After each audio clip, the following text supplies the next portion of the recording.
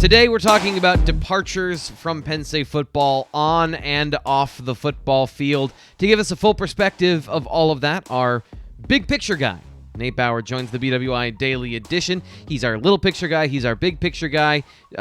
He's got pictures behind him. It's perfect. Nate, good morning. How you doing? Great. That's one child. Two pictures of the same child. Well, that's good. Can't get enough. That's good. Yeah. It's a How are cute you? baby. Now that she's like almost 4, less cute. More problems. But that's neither here nor... Oh, look, she's on my mug too. There Wow, someone's playing favorites. I'm going to play this for her when she's 18. We have no photographs in this house of our second child, our son. It just, I guess it's the way we gave up, basically, right? It's just like you make an effort to put all these other pictures and do nice things, and then it's like, this second one. I mean, we're just trying to survive. Well, we'll put parent psychology aside for today, and I'll bank some therapy dollars for your son. So Thank you. That's nice. we're talking today about 3 men who have left Penn State football as of yesterday. Joe Lorig going to Oregon, Michael Hazel going to Virginia Tech, and Rasheed Walker going to the NFL. We'll start with the on-the-field stuff with Rasheed Walker because that's the place that I think everyone sees the impact. Everyone's interested in what happens on the football field, but maybe some of those off-the-field situations have more consequence for James Franklin this offseason than losing your left tackle. So let's start with Rasheed. And this is what I was saying to you off camera. This is what I've been thinking about with Brandon Smith and Ellis Brooks and everyone telling me those guys needed to come back for another year of eligibility to increase their draft stock. We're missing something when it comes to this conversation as people that are not in the room or people that are not deciding this for themselves. Because, especially with, I think, Rasheed Walker, the clearest indication of a guy who is a redshirt junior, could come back, decided to go to the NFL draft, and could legitimately increase his draft stock next season after what was clearly not his potential in 2021. So, Nate, I'm asking you an open-ended question to something we probably don't have the answers to, but what are we missing in this conversation with players that could come back but decide to go to the NFL? Yeah, I mean, certainly I think that I'll just immediately turn this around and ask you a question. What draft projection, like, are we talking late? I mean, is there a possibility? I guess this is to me the bottom line is there a possibility that he goes undrafted? There is a possibility that he goes undrafted. Yes. He of the guys this season that has declared for the NFL, I have the least clear picture of him as a prospect because I know he's not as bad as the numbers indicate. Let me show you some of the numbers that we're talking about here. So these are from PFF. These are his pressure numbers and metrics from the Big Ten, ranked in the Big Ten. And it's sorted by worst, so the higher the number, the worse. He gave up 26 pressures, tied for the 7th most in the Big Ten among all tackles. Sacks, 4th. And in the true pass sets, these are third downs, situations where he's on an island. He gave up the 8th most pressures among all tackles. As a junior who, quote, the light has really come on for Rasheed, is what James Franklin said this offseason. Then as a run blocker, just as another area to check out some metrics, zone blocking, 28th, and that's the primary run blocking that he's been in for his entire career and what James Franklin and the Penn State offense operate most out of. As a man blocker, gap schemes, things like that, powers and counters, 23rd. This is out of 35 tackles in the Big Ten. Those are not good metrics. Those are not draftable metrics, but I know from his profile and watching him play football, he's better than that. I know from the film study, I know from watching his physical abilities, he's better than all of those things. I don't know if he's a left tackle at the next level. Is he a guard? Is he a right tackle? There are so many questions that I have that I don't really have the info. As somebody who's watched him his whole career, this is a toss-up to me. The one thing I know is I don't think he's a left tackle at the next level. Okay. So I think that the natural progression, at least, first of all, these all happen individually, right? Yeah. Like I don't think that there's necessarily a commonality to every decision that surprises us. It's not like, okay, well, there's a hard and fast rule now, because this was the case a couple of years ago where conventional thinking changed to be that you want to get into the league as quickly as you can so that you can get to that second contract. Yep. Right? Like I think Yep. I think that continues to be the case, but there is wiggle room within that. There's nuance and certainly some variability based on individual players and what their situations are. Jahan Dotson is probably a perfect example of that, right? He could have gone to the NFL last season and maybe been a fifth, sixth round type of guy. I would have thought third or fourth, but yes, to your point, not a first round pick, not a guy in the top 50. And now he's a guy in the top 50, right? I mean, I think that's pretty much where everybody's going to project him. So, yeah, so that makes a difference. If you're Rasheed Walker today, and I think that this is a legitimate critique, is what has happened over the last 2 years, really, under Phil Troutwine, that would lead you to believe you personally are going to make this massive jump, right? Like a big, significant 5th round to 2nd round, 6th round to 1st round, like that kind of a leap, as opposed to I don't know what, 5th round to 4th round, like that kind of a difference. Right. Is that there? And I think certainly given the output that you've seen really for the last 2 years. And again, I mean, there's so much that went into 2020 that it's really hard to judge that fairly. Right. But I just think it's a difficult argument to be made of, hey, look, like this was supposed to happen in 2020 and it didn't, but that's because of COVID. Yep. This was supposed to happen in 2021, but it didn't, and we don't really know why. But trust us, you're going to make that leap in 2022. I think that's a hard pitch. I think that's a hard sell. Yeah. Yeah, and it's there's so many levels to this of you're right. There is that question of, does he mesh with Phil Troutwine? Is Phil Troutwine everything that he's cracked up to be that we were told about when he was hired? So far, the proof is not there, but you can make the case. And what I saw from Olafashunu and what I saw from Landon Tengwall was they knew what they were doing on the football field in the Outback Bowl, and those guys are freshmen. So you have evidence both ways. The other thing that I think is important to this conversation, Rasheed Walker was seen on crutches early in the week at the Outback Bowl. He is a guy, if he wants to make it in the NFL, he wants to increase his draft stock, you can wipe away a lot of bad tape with a 4.8 40 if you're Rasheed Walker, or a sub-5 second 40-yard dash. With great testing metrics, he could be all that. Can you do that if you're rehabbing? We don't know the nature of the injury. We don't know if it was something he just needed to get cleaned up, and he was planning on opting out the whole time, but they just asked him not to opt out, and just, you were injured, that's the reason you're not playing. A level of, uncertainty, unknown, mystery to us is probably pretty clear behind the scenes. But I do know for a fact he has to get an invite to the combine and test well to be drafted, or to be a guy that goes where he wants to in the draft. And I don't know that right now, and that is another one of those things that's a risk in this situation that he's betting on he will be able to perform.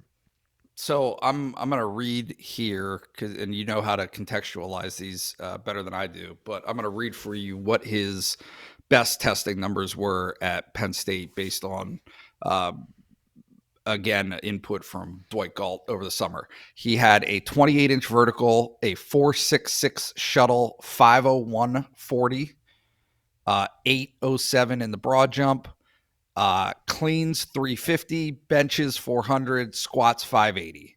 Did you get an agility metric in there as far as a 3-cone drill or a pro agility drill, anything like that? Yeah, because that's important. I think that's the shuttle, right? The shuttle would So qualify. that's acceleration. That's your ability to stop, turn, and explode. Agility is your ability to turn around a corner. I don't think I heard a number in there. That's the one I want to know when it comes to what was the shuttle drill? What was The that? shuttle was 4.66. So that's pretty good for a tackle, and the 501 is good. 501. Yeah. Yeah. So those numbers are good. Having those in your back pocket and having the ability to do a pro day in March, those are all realistic things. So yes, those are all good numbers for him.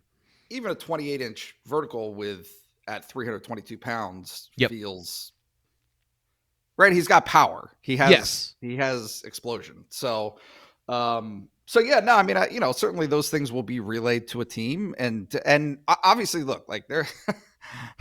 I sometimes I get the sense that people's perceptions are that Penn State, when a player goes before, and not just at Penn State, but anywhere, right, that there would be some underlying level of bitterness or what have you, right? Just a feeling of resentment, maybe that a kid doesn't stick around. But the reality is Penn State's going to advocate like crazy for everybody that goes to the NFL, right? So all these GMs that are calling, all of these scouts that are calling, Penn State is going to say nothing but positive things about Rasheed Walker and, what his athleticism is and what his potential is at the next level. So it's going to be very interesting to see. But back to your original question that I haven't brought up yet is he's been at Penn State for 4 years. Yeah. He's had 4 years at Penn State. He had a redshirt year.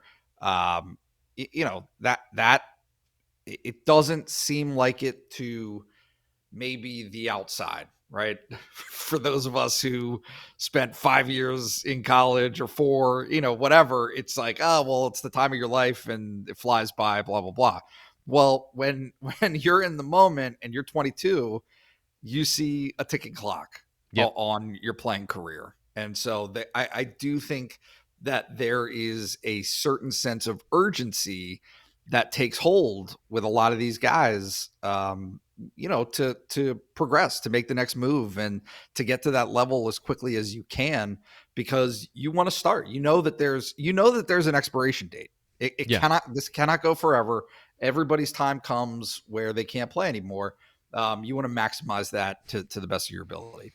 Another thing that I've been thinking about a lot lately is people ask me when I bring up this number of, even if you're a 7th round pick, you get a $600,000 contract. And I know that I've always said, just you can't relate NFL money to our money, like you and I, the regular person. But you can when you're a college kid trying to make that decision. And ultimately, going back to Kevin Givens, even if you're undrafted and you make a practice squad and he's been in the NFL, he's got more career earnings than I'll ever have, and he bet on himself. And it comes down to people ask me then, so what's the guaranteed money? They think it's all guaranteed because Rasheed Walker believes that he's going to outplay whatever draft position he has anyway. He thinks he's going to go in whatever round he's deserving because of those testing metrics and because of all of the things, right? Yep. And there is a certain, I think, we need a guarantee. A lot of people who have this conversation, they want the guarantee. They want the $5 million contract, all of those things. But it's about risk reward, right? And these guys have been saying to themselves since 15 or 16, I'm going to play in the NFL, which is the least likely thing to happen for anyone on the planet. Yep. Now, once you get into the subset of guys that are 6'5" and move like Rasheed Walker, it becomes a little more assured. But even then, it's not a certainty.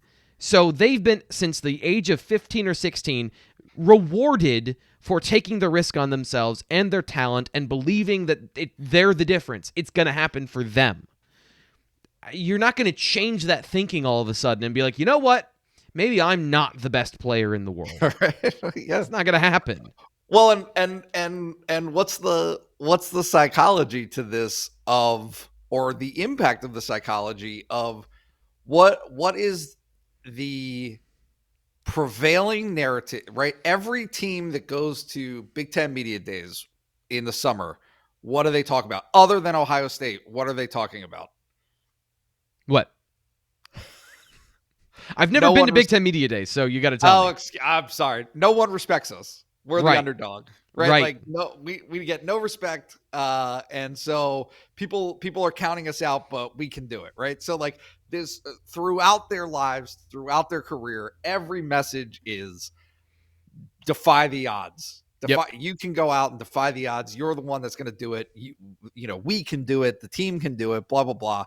And then they get to this juncture in their career, and the messaging completely reverses to, no. Listen, you can't do it. You're not the guy.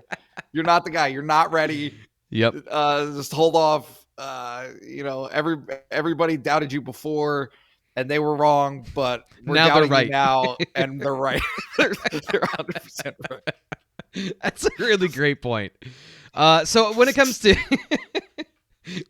Penn State trying to replace Rasheed Walker, and this is why I wanted yesterday on our live show to say, listen, I was just saying from what I see from the injury, blah, blah, blah, why I think he should come back. It makes a lot of sense, and I wanted to correct what I said earlier in the week when I made it seem like it was an assured thing he was coming back. Because look what I know. Here we are talking about how he declared for the NFL draft. Penn State's plan to replace him. You had a couple of options over at bluewhiteillustrated.com. So I want to talk about some of the places and players that might be, you know, on the docket to not just play at that position, but kind of play some O-line games and say who's playing where. And by the way, if you want to see his full article, bluewhiteillustrated.com, sign up for just $1. Nate, I can't believe we're still doing that. We're still giving that deal. So sign up because it can't last forever. $1 gets you 12 months of access to everything at bluewhiteillustrated.com, including some insider information you're only going to get there. There's some up right now from Ryan Snyder about the transfer portal that you need to know for this conversation we're going to talk about now. So, Nate, what are you looking at with the offensive line without Rasheed Walker? So, I mean, I think you just said the word transfer portal. Like, yeah. I'm not saying that Fashanu can't do it. I think that certainly he would be, given what they currently have, the odds-on favorite. I don't think that there's any question about that. Tengwall and Bryce Effner are two guys who took some snaps, but look, there's a reality here to Penn State's situation on that offensive line that Rasheed Walker played 98% of the snaps, right? Over the last 3 years at left tackle. He played a ton of football for Penn State, specifically at that position, to where they didn't really have to worry about it. And it wasn't really a situation that they had to, you just don't have to think about it. And that's a great position to be in, is, okay, the receiver number one is Jahan Dotson, right? Like that's it. There's no, so that was the same deal, I think, at left tackle. But Fashanu is a guy who James Franklin said in the press conference leading into the Outback Bowl that he would have played earlier in the season, or he would have played that Rutgers game, right, that Rasheed Walker was out for, but he was also afflicted with what have you, whether it's injury or the flu. He wasn't able to play, and so that's why Tengwall got the start in that game. But overall, that's it. Right? Like those are really your three options. I think you laid out pretty well that Fashanu is the guy who, obviously they went with him for the Outback Bowl, so he would appear to be in line to ascend into that role. But I do think that there's probably an alternate conversation that's going to have to be had about, hey, I don't know very many places or positions that could be more appealing in that transfer market than, hey, we need a starting left tackle. Right. Like, right. Do you want to be it? Because you certainly would have an opportunity to compete against a guy in Fashanu who is extremely athletic and is extremely, you can see the pieces that are there. It's just a question of whether or not they're ready to be at that level, to play at that level. He's one of the guys that I've seen that is a tackle body that plays tackle for this team. He is every inch of 6'6". He is a big football player, and what he may lack in a little bit of lateral agility, and I mean a little bit, not a lot, he makes up for by at least what I saw on film looked pretty good. If you want his full scouting analysis, by the way, I have that up in my film review of the Outback Bowl, looking at all the young players that played on Saturday, and I'm giving you a breakdown of their game and how they performed and what I saw from their positional skills. Going across the offensive line, here's my other question, and this is the one I've had since probably week 5, maybe week 4. Does Penn State see Caden Wallace as a tackle, or did they play him at tackle because they had to and they didn't have anybody else that could fill that role? Because that's going to inform not only the transfer portal, but what you do with Landon Tengwall and some of the other pieces along the offensive line.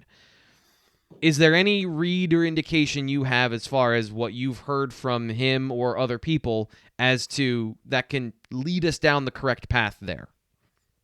No. No. I haven't gotten it. I haven't got a read either, other than a little bit, which I'll share in a second. I just think that it goes back to a little bit of what we talked about on the live show, which is you don't have that luxury at this level necessarily, unless you're one of 5-6 programs at the absolute top that has your pick. Yeah. Like, tackles don't grow on trees. There's not a lot of them in general. And so you kind of have to figure it out and make do with what you have. And so to me, it's more a question of, it's less about Caden Wallace than it is about everything else that's on the roster currently or could be brought in through the transfer portal. Is Tengwall a tackle or a guard?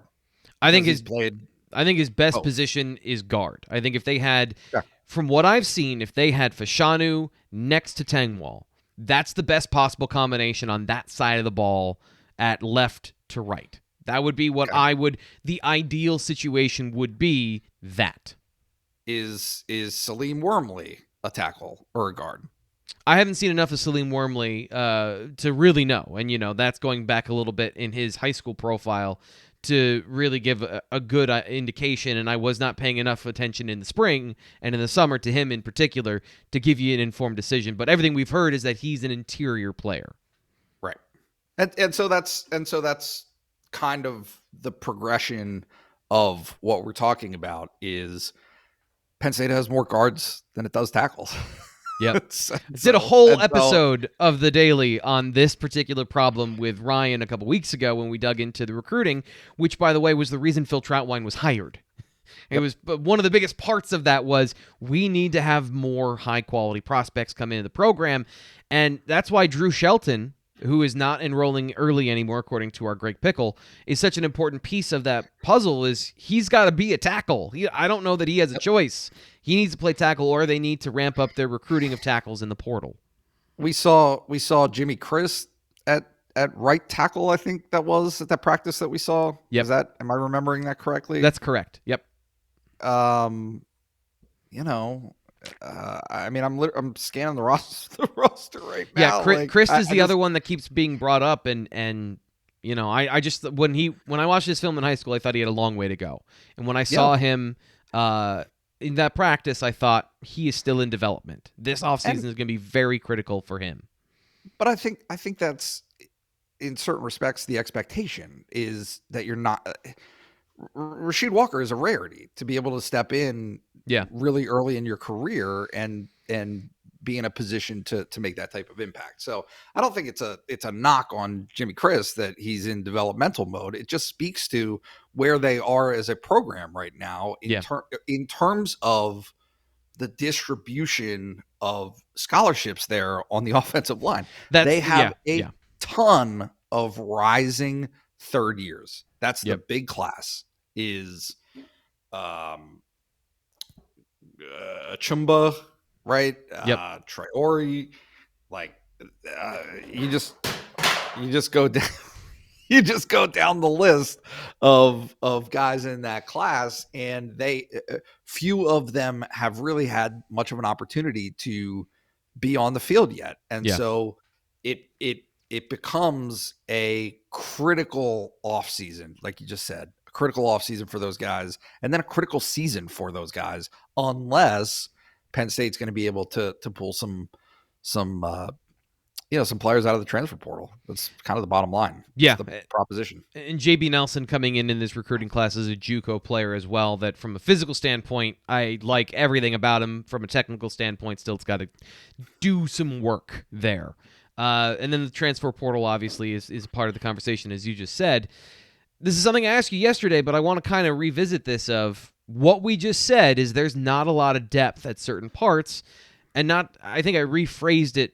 I want to rephrase it. Is that causing a lack of competition, which causes a lack of elevation of everybody's game? Not to say that you aren't trying or not to say that you're complacent, but there's just nothing externally pushing you, so it's entirely internal motivation. So is that a fair assessment of what's going on, especially at those boundary positions on the offensive line? Yeah, I haven't heard that. And look, like James Franklin's press conferences, he might not be the most forthcoming, but if you read between the lines a little bit, you can kind of see what he's saying. And the notion that you're suggesting right now is something that was really oft repeated in 2014 and 2015. Yeah. Was, hey, this is a program with 9 scholarship offensive linemen. Because of it, there is no push. There's nothing behind the starters to really light a fire. And I have not. I think that he would repeat that if that was a theme of what's going on right now. I just think it's simply a matter of, look, they've had a couple of bad breaks with some injury and some guys that have been unavailable. Cannot argue with this point. They've missed. They've missed in recruiting. Yep. Right. Like they have had some really high priority offensive line prospects that chose other programs. Yep. And so if you want to see that list, I put together as best I could a full list of those guys over the last, since 2017, going all the way back to 2016, 17 to set the table. And then looking at 2018, 19, 20, 21, and 22, what the issues have been along the offensive line, because it does start in recruiting. And I think that Penn State, as we've talked about, has developed a new plan going forward that it makes sense to me. Even in the NFL, they have a hard time identifying the best of the best when it comes to offensive linemen. So if you find somebody that's good and you can trade for them or get them in free agency, go ahead and do that. That's helped a lot of teams. So doing that on the college level makes a ton of sense. I want to move on, though, because we spent a good amount of time on the on-field things. And like I said earlier, the off-field situations with Penn State losing some key support staff and coaches might have more of a long-term impact if Penn State and James Franklin can't find replacements. Let's start with Joe Lorig. Because he's been here for 2 years, but as you've pointed out, has been very integral in Penn State as a special teams coordinator and as a assistant coach. So give us the rundown if people missed what happened and then the impact. Well, first of all, they always find a replacement. Someone is out there that wants the job, and James Franklin obviously has a list that he will run through and identify some top candidates. Fun question. Would you take the job with no experience whatsoever and do that job? Special teams coordinator? Yeah. Like you have to start tomorrow. You got to be special teams coordinator. Absolutely not. Would you? So, no. You would. No. And here's what I mean. Like you I don't want to work that much. It sounds awful being a college football coach. So there's obviously the money part, right? You'll make more money and you'll be a part of the man in the arena, as we love to quote now. There's different arenas everywhere, by the way. Everyone's got their own arena.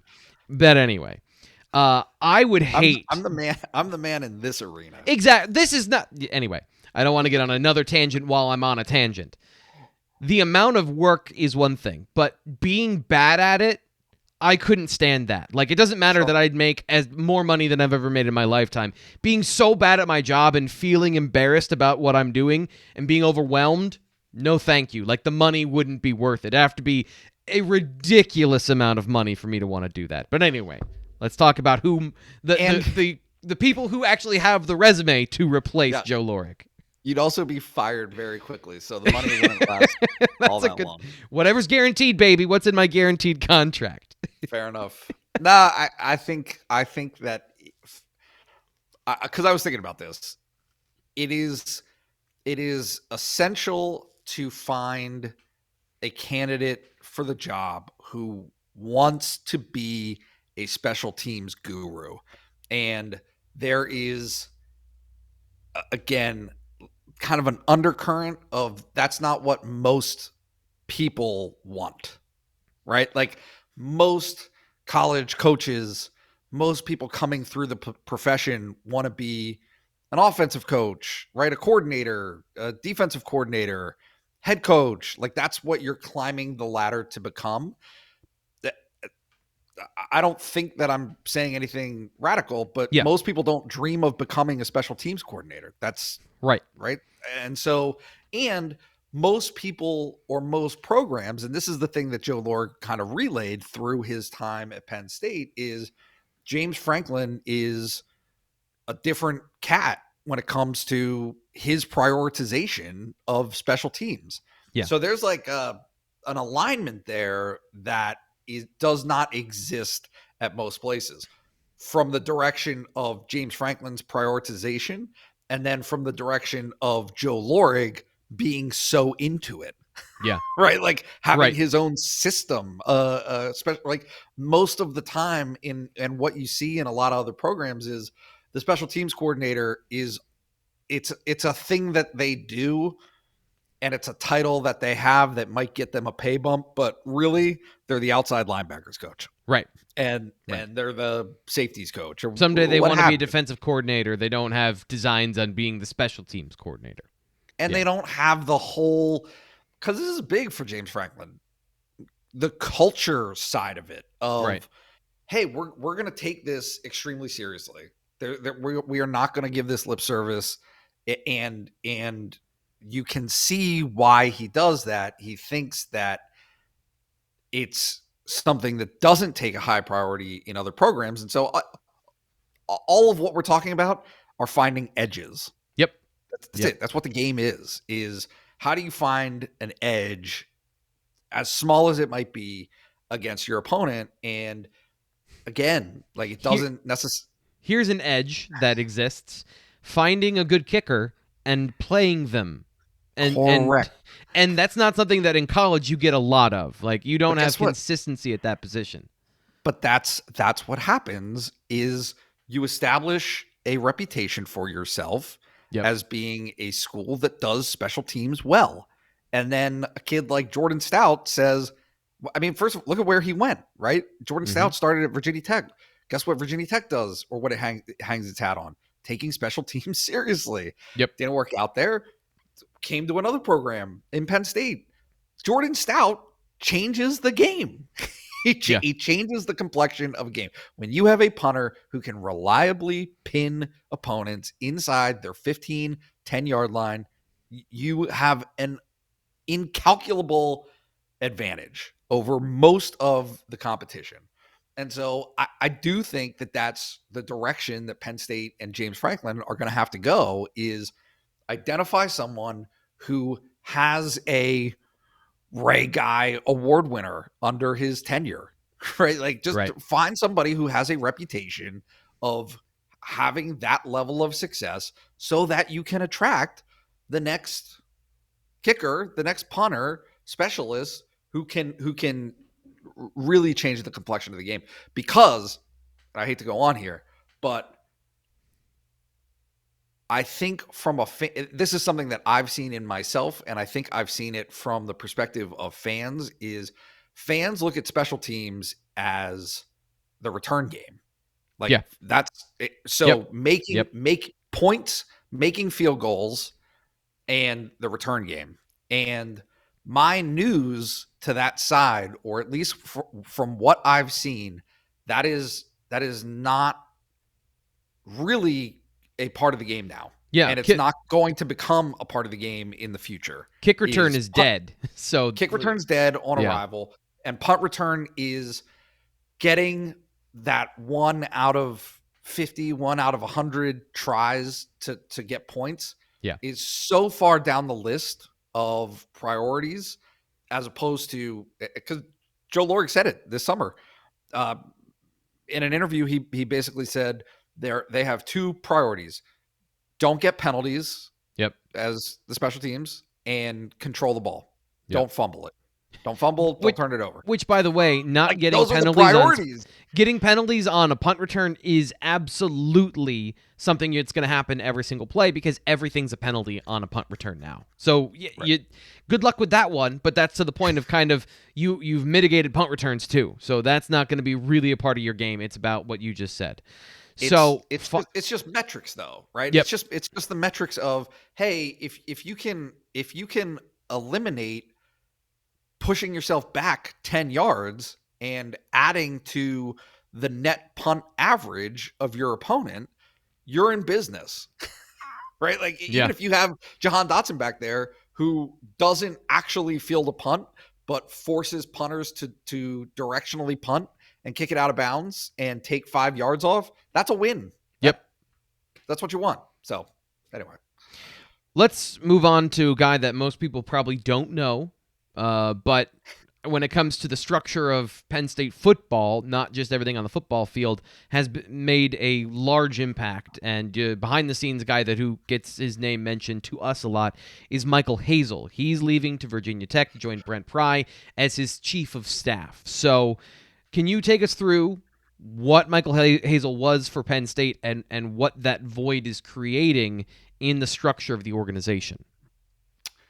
Yeah, I think that he has maybe an amorphous type. I don't exactly know how to describe it, because I think that's the point. Right. Sometimes you need people in positions on your staff who are just smart guys. And Mike Hazel is a smart guy. He's an MBA. He has degrees from Vanderbilt and somewhere else, right? Like, but just generally speaking, any interaction that you have with him, you're going to come away impressed. He's smart. He's intelligent. And so one of the things in college football that is different from a lot of other levels of the sport is you have to interact with all of these different groups, right? And you and I were talking off camera. Mike Hazel's actual job description includes dealing with high school coaches, right? So a liaison to high school coaches. Yep. A liaison with the communication staff, a liaison to marketing. And I'm just reading now. His primary responsibilities include overseeing football's external operations. External operations. That's everything. That's everything. Facilities and handling of Coach Franklin's public appearances. Additionally, serves as the program's liaison to marketing, strategic communications, and high school coaches. And so what that is saying is, hey, here's a guy who is pretty smart, really smart, and knows a lot of things and has institutional knowledge. Yep. That is the huge part that goes, I didn't understand it years ago, but I do have a much better feel for it now, is that you need to be able to relate well, get along with, cooperate with, and work toward a common goal with forces outside of the football building. Right. Knowing who to call. Knowing the phone number of who to call to get something done in short order, instead of having to say, who do I call about this? And then 6 conversations later, it's done, and you're an hour and a half into it. All of it. The president's office, the office of the physical plant. Like, these are all things that come across James Franklin's desk, that if he can say, hey, here this is, you go take care of it, and it's taken care of, that is a huge relief. And so Michael Hazel is a guy, along with Andy Frank and Kevin Threlkel, who are, again, like, not names that people know, but we see pretty frequently. They have all been with him back to Vanderbilt. Yeah. Like, most of the assistant coaches, those kind of people have all, and Brent Pry was the longest, right? Like he's a guy who had been with Penn State for all those years. They have all kind of shuffled out of the program to better opportunities over time. And this is a better opportunity for Michael Hazel, but it just speaks to what that inner circle means to him. It is an integral piece of the puzzle of how things operate. And even Manny Diaz brought it up in his introductory press conference. Like, you don't know how many things come across a head coach's desk until you're in that position. And that's the deal is a head coach deals with all of these things, and to deal with all of these things of the widest variety imaginable, you need people who you can trust, who are smart, know how to handle things, know who to call to be able to fix those things. So it sounds like it's almost like being president. You want to get a briefing of bullet points of things I've done. Here's what I've done. Now you know. And I did this like in your name, essentially. You can't make all these, as Manny Diaz said, one man can only make so many decisions in a day. So empower other people to make the decisions you would make. And that's one of those pieces being pulled out for Penn State and James Franklin. Is this something that people will notice? Is that an absence people will notice, or is it something that is going to be, a subtle difference? No, I think it's a subtle difference. I think it's things like, and look, like James Franklin already knows what he wants to do. He already has an idea of directions that they should go. This is a minor example, but I think that it's something that's relevant, is all of these released opt-outs or decisions to go to the NFL, what have you, right? They are extraordinarily choreographed. Oh, yeah. Right? Down to the fact, as I pointed out, Rasheed Walker didn't opt out of the game. He declared for the draft afterwards, which that's also a decision. Correct. Yeah. but the presentation, those are decisions that are made from a program and an organizational standpoint. And so that's the type of influence, that's the type of insight that a guy like Mike Hazel provides is, hey, this is how we should handle this, is rather than just saying, okay, we had our year-end conversations and meetings, you've decided to go to the NFL, sayonara. It's, hey, we're going to do this in an organized manner. We're going to craft a statement with you, for you. We're going to dress it up in all of these social media things, and let you present yourself in the best light possible along with the program, so that it's not disorganized. It's almost like these social media graphics are almost like a football diploma at this point. Like, this, here's our final piece of digital paper to you as you exit the program. Congratulations. And we'll be with you every step of the way. But no, there are endless amounts of those decisions, those directional type of situations that Penn State has to decide on as a football program. And you need people behind the scenes who can help craft that, who can help set the direction and implement it so that it all moves in the right space. Yeah, and for people who are rolling their eyes at what we just talked about, if you don't think that those small things add up to getting guys wanting to come to your program, you don't understand high school and college-aged men. Because being cool is one of the most important things in the world.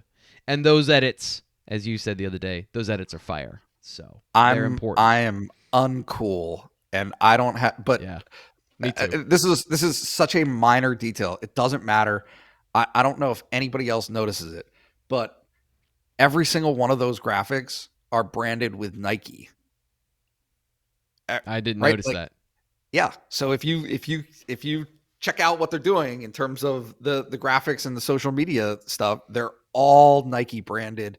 They all look cool, have an air of, right? Like it's not a screen grab of a notes app, right? Like yeah. Things are spelled correctly. There's punctuation, paint splatter on the back. Like it looks good. And so it's attention to detail. Yep. And I think it speaks to the breadth of what a college football operation is and the type of people that you need to have behind the scenes to properly execute it. Well, there's nobody behind the scenes for this show. Everyone's on screen, and I think we do a great job. You did a great job today, so thanks for coming on the show, Nate. Thanks so much for having me. Let's do it again. I would love to, and I'm glad that, I always say, we'll make sure we don't go X, Y, or Z amount of time, and then we go 45 minutes, and I just love talking football, and we are good at talking football together. I feel like we get something out of it. I feel like our listeners get something out of it, so hopefully we'll be doing this for as long as the internet exists. I'm your host, Thomas Frank Carr. We'll be back tomorrow. I made that sound like that was some big goodbye. We'll be back tomorrow on the BWI Daily Edition. Don't forget to subscribe wherever you get your podcasts and to YouTube. Talk to you then.